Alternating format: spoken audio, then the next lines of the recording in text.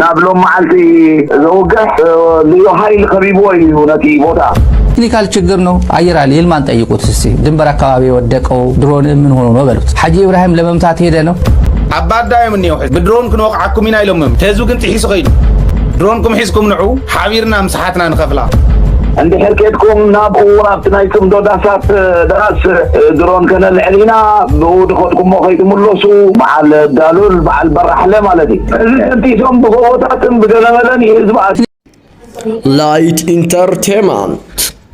ቴክኒካል ችግር ነው አየራል ይልማን ጠይቁት እስቲ ድንበር አካባቢ ወደቀው ድሮን ምን ሆኖ ነው በሉት ቴክኒካል ነው ሐጂ ኢብራሂም ለመምታት ሄደ ነው ድንበር አፋር ድንበር ወደ ማዶ አታቆም ጂኦሎኬት አታረገው ድንበሩ አታቆም የኢትዮጵያና የኤርትራ ድንበር በአፋር በኩል የት አካባቢ እንደሆነ አታቆም ድንበሩ አታቆም ጂፒኤስ የላትም ድሮኗ እና ሐጂ ኢብራሂም ፍለጋ ነው ሄደችው ያቺ ድሮን ቴክኒካል ነው አይደለም የወደቀችው ቴክኒካል ነው ቄሱም ዝም ምንም ዝም ነው የሚባለው ዝም ያም ዝም ሲሳይ አገና ይሄን ሊያወራ አይችልም መረጃ ስለሌለው እንዳይመስላችሁ እና ኢልማ መራሳ ያው ጠፋችሁ አድራሻው ጠፋኮ እንደሚሉ እርግጠኛ ለአብይ ሪፖርት እንደሚያደርጉለት እና እንደዛ ነው ነገሩ ያለው ሁኔታ እንደዛ ነው ብዙ ነገሮች አሉ የማይነገሩ ብዬ እነሱ ራሳቸው ያው በቅሎ የጠፋበት ነው በቅሎ የሚፈልገው ወይ ፍየል የጠፋበት ነው ፍየል ጠፋብኝ ብሎ ኮምፕሌን የሚያደርገውና ወይ ተሰረቀብኝ ምናምን የሚለው ወይ ሽፍታ አረዳት ፍየሌን አረዳብኝ ምናምን ብሎ ኮምፕሌን የሚያደርገው ባለ ፍየሉ ነው የራሱ ጉዳይ ነው ራስ ማውራት አለበት ሌላ ለጠቅላላ እውቀት ነው የተናገርኩት መረጃ ነው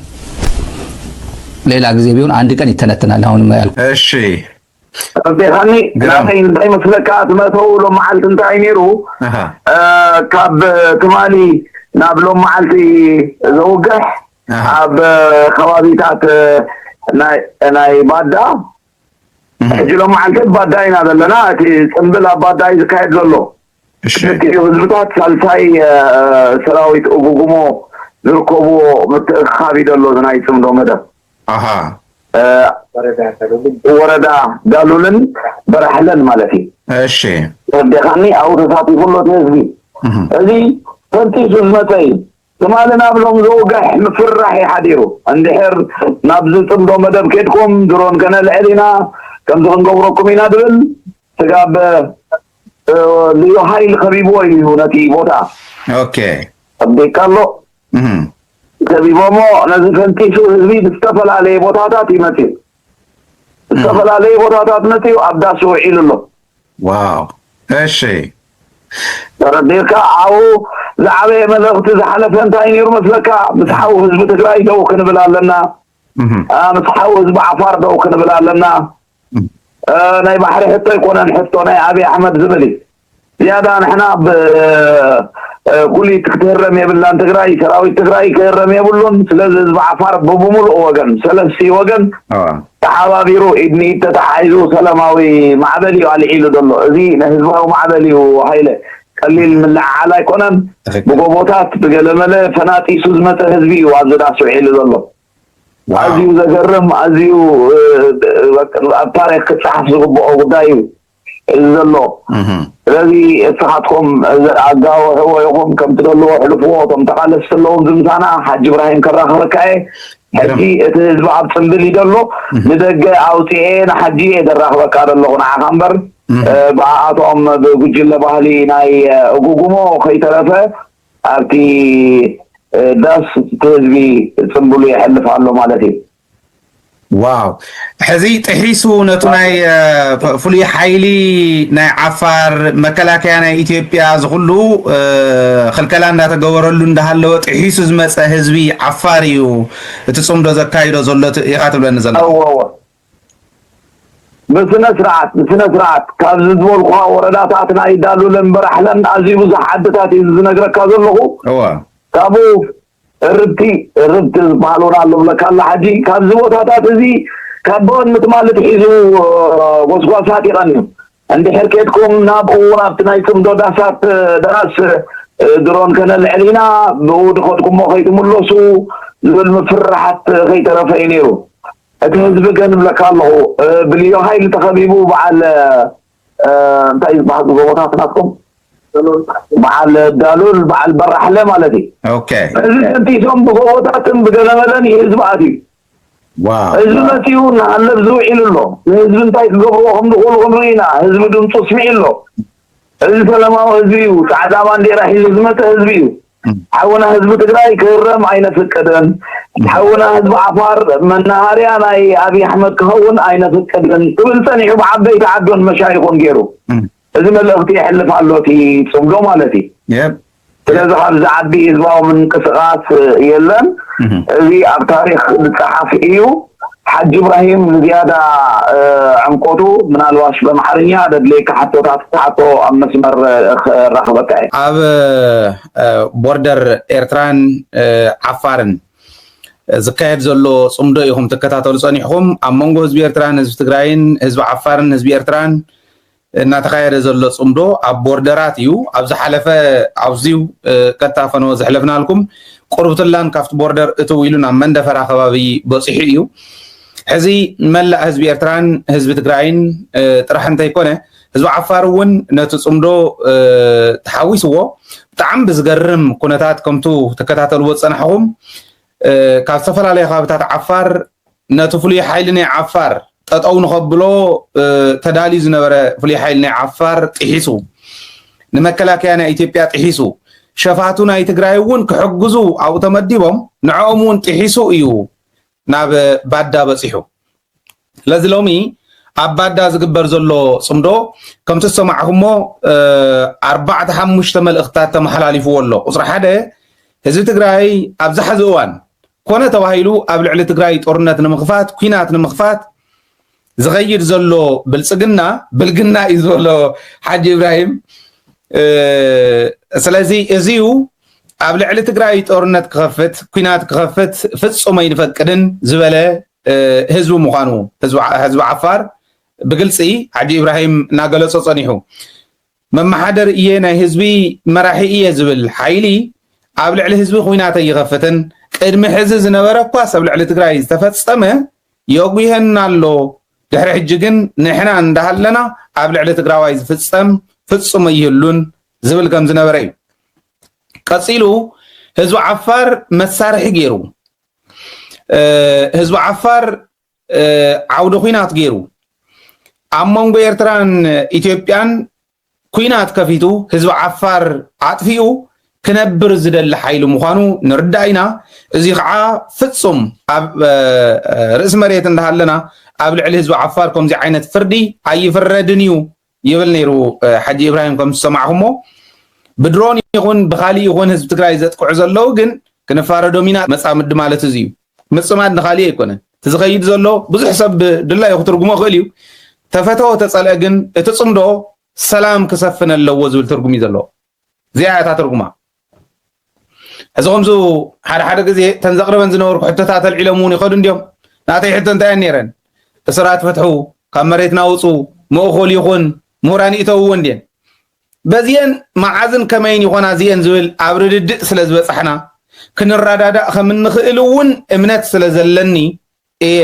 ሕዚ ከምዚ ዓይነት ከይዲ ንኸድ ዘለና ብትኽክል እውን ጀሚሮም እዮም እስራት ፈቲሖም እዮም ካልኦት እስራት እንተሃልዮም بحق زفرد بحق እናተፈረደ ግን ብግልጽ እናወፀ ከም ዝኸይድ ምንም ጥርጥር የውልን ንሱን ስለ ዝኾነ ተረድድና ማለት በዚ ክርዶት ህዝቢ እቲ ተስፋ ናይ ጽምዶ ቀሊል ኣይኮነን ብግልጽ ኣባዳዮም እንየው ሕዚ ብድሮን ክንወቅዓኩም ኢና ኢሎም እዮም ተህዝቡ ግን ጥሒሱ ኸይዱ ድሮንኩም ሒዝኩም ንዑ ሓቢርና ምስሓትና ንኸፍላ ከምዚ ኢልዎ ብኸላሽን ሞኪሮሞም እዮም بإنبان بشنطرون نات أحاسيهم كيدهم كندوز أكل مسواتنا كفيل زخدة مخان هزب عفار قربيت هزب كله تقرأين إرتران ونحويسو كرد الله خل الله كأوجن عفار سلستي تراخي وزول هذي صغير خي مسلكم نا إثيوبيا عفار نا إرتر عفار انت راح يكون نا يجوب عفار وانت يترفي عفار عفاري إرتر عفار هاجرنتو من النت يخبر عفار هزبو حوجن حليفة يهبن يترفدن عفار نتقرأي ون حليفة يهبن يزبل نبرة حاج إبراهيم سمعوا وزنوركم مو سلام كسفن كخللو سلام كسبخ كخللو عاوزنا يصوم دخيري زغبروا كلنا رغيفنا كنكيد كنكللنا حتى انت حلينا كن كنقربنا يقدني حزي حد غزي قصلي كي حمو يلكا زي نخايو زي حصوكايو زي فتشكايو انت حليفكا قالوا تصقمات كمص سلازغولو مفتاش صبغيو محتاج صبغيو ግን ጉቡእ ብዝኾነ መንገዲ ልክዕ ከም ታደ ደቢት ተኸተልና ታጽምዶ ፈትለኸ ይበልናን ኣይለቐቕናን ካብቲ ጽምዶ ታይዳ ሕቶታትና ግን ንሓተት ነርና ተመሊሶም ዶ ጀሚሮም ኣለዉ ንቅድሚት ከኽነምልሶ ዲና ብደንቢ ርድድ ኣለና ደኸሙ ኦፍ ኮርስ ተደዋዊልና ከምዚ ምዝራብ እንተኽኢልና ወይናት ዘይኾነሉ ምክንያት የለን ባህልየ ለጽምዶ ንቅድሚት ክቕፅል ክኽእል ኣለዎ ፍቕሪ ክስዕር ክኽእል ኣለዎ ኣብ ኮሪደርና ኣብ መንጎ ኤርትራን ትግራይን ኤርትራን ዓፋርን ትግራይን ዓፋርን ኣምሓራን ትግራይን ኣምሓራን ኣብ ካልኦት እውን ትግራይን ሱዳንን ክኾን ይኽእል ኤርትራን ሱዳንን እውን ሰላም ክኸውን ፍቕሪ ክኸውን ልምዓት ክኸውን ክኽእል ኣሎ ነዚ ከዓ ደደቢት ግንባር ቀደም ኮይና ክትቃለስ ሚዕና ካሲ ኣብይ ኣሕመድ ኢሳያስ ብድሕሪቱ ሽጉጥ ደቂኑ እዩ ናብ ትግራይ ክዋጋእ ገይርዎ እምበር እሱስ መራሒኹም እዩ ጀኖሳይድ የፈፀመን ኣብ ልዕሊኹም ክትብለና ንእሽተ ኣቐራያተካ ንሕና ረአየኒ ክነግረካ ከምኡ እዩ ኔት ወግዒ ናብኡ ኢኻ ትወስዶ ዘለኻ እንታይ ክብል ደልዩ ይመስለካ ረአየኒ ዳሕና እንታይ ክብለካ ደልዩ ይመስለካ ኣብ ትግራይ ጀኖሳይድ ተፈፂሙ እዩ ንሕና ኣካል ኢትዮጵያ እናሃለና ላዕላውነት ክሕሉ ዜጋታቱ ክሕሉ ናይ ሕጊ ኩሉ ዓይነት ሓላፍነት ዝነበሮ ናይ ኢትዮጵያ መንግስቲ እዩ ስቴት ማለት ህዝቢ ትላዕላውነት ከምኡውን መንግስቲ መንግስቲ ጀኖሳይድ ተፈፂሙ ከባይዞ ስንሕኒ አይ መልሰልካ እዚ መንግስቲ እዚ ላዕላውነት ጥሒሱ ናይ ህዝብታት ክብሪ ጥሒሱ ክሕልወና ኩሉ ነገር ክገብርና ተገባኦ ናይ ኢትዮጵያ ላዕላውነት ክጣሓስ ባዕሉ ገይሩ ናይ ደጋ ሓይልታት ክመፁ ፀዊዑ ዓዲሙ እትዩ ባዕሉ ጀኖሳይድ ፈፂሙ ቶም ሒዝዎም ዝመፁ ሓይልታት ጀኖሳይድ ኣብ ልዕሌና ፈፂሞም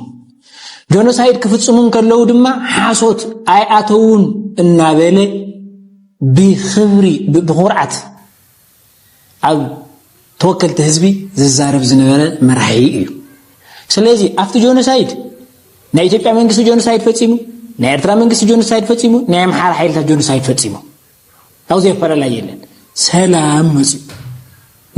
كما قال مش جنسايد فتشمو ليتلو اكلات سلام تقول الله تاخير قدام صني كودما سلام مصيب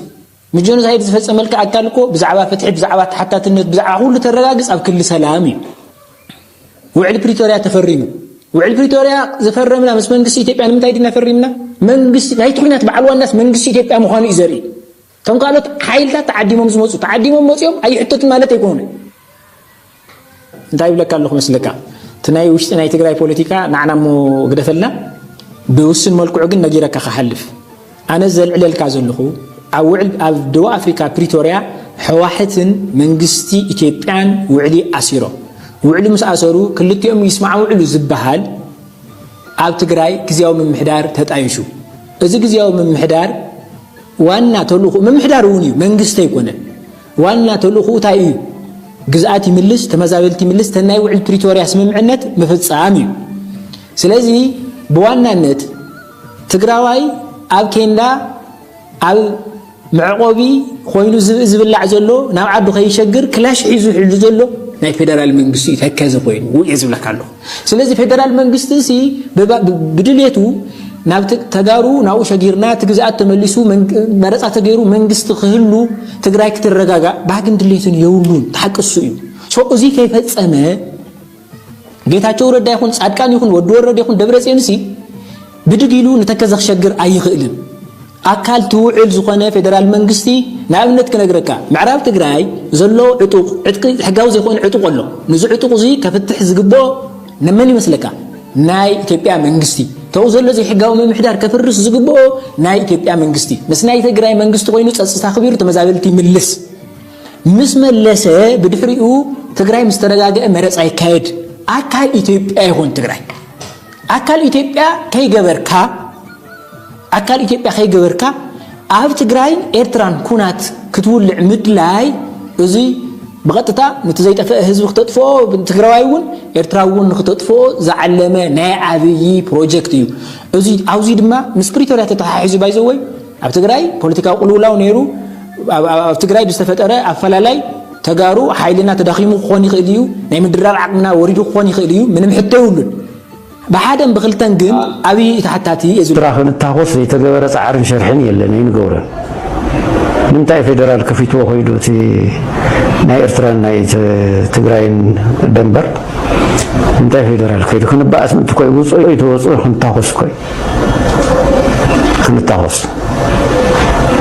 ሴራ ኮይ እንታይ ከም ዝግበርስ ኣብ ቅንዕና እንትኾንካ እንታይ ከም ዝግበር ይፍለጥ ኣብዚ ቦታኹም ኣለኹም ኤርትራውን ውፅኡ ትግራይውን ኤርትራ ትገብሮ ትንኮሳ ብሕግ እንተዘይኮይኑ ብሓይል ብጉልበት ዝግበር ነገር የለን ኤርትራውን ካብ ናይ መሬት ትግራይ ውፅኡ ኢሉ መንግስቲ ፌደራል ክዕርዮ ዝግባእ ዝነበረ እዩ ክሕዝቦ ዝግባእ ቦታ ትሕዝ ኣቢሉ ውፅእ ኢሉ ድላይኩም ተስተታኸሱ ያው ተታኸሱ ይበዋናነት زي نحنا يقولنا بسلامة من قد فتحنا غيرنا فيدرال انت زي فتحنا لا انت الان قبل فيدرال مسؤول فتحوا مسمى كوينا الان فتح ስለዚህ እዚህ ምስ ኤርትራ ጥምረ ምናምን የተዋሃይለው ብዙሕ ዝረው ተደለ ንምንታይ ዘይተዋጉ ንምንታይ ዘይተታኮሱ ንምንታይ ሰራዊት ትግራይስ ትንኮሳ ገይሩ ወይ ኤርትራ ትንኮሳ ገይራ ምስልምንታይ ንባዕሎም ኣብ ኩናት ዘይተፀመዱ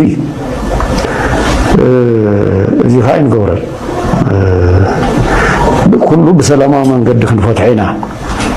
ንፅዕር እዚ ማለት ግን ድሌትን ባህግን ህዝቢ ትግራይ ሕሊፍና ክንህብ ኢና ማለት ኣይኮነን ዝኾነ ሓይሊ ስለዚ ምስ ናይ ማሕራ ሓይልታት ይኹን ምስ ናይ ኤርትራ ይኹን ብሰላማዊ መንገዲ ክንፈትሖ ብሰላማዊ መንገዲ ክንመሓዞ ላይት ኢንተርቴይንመንት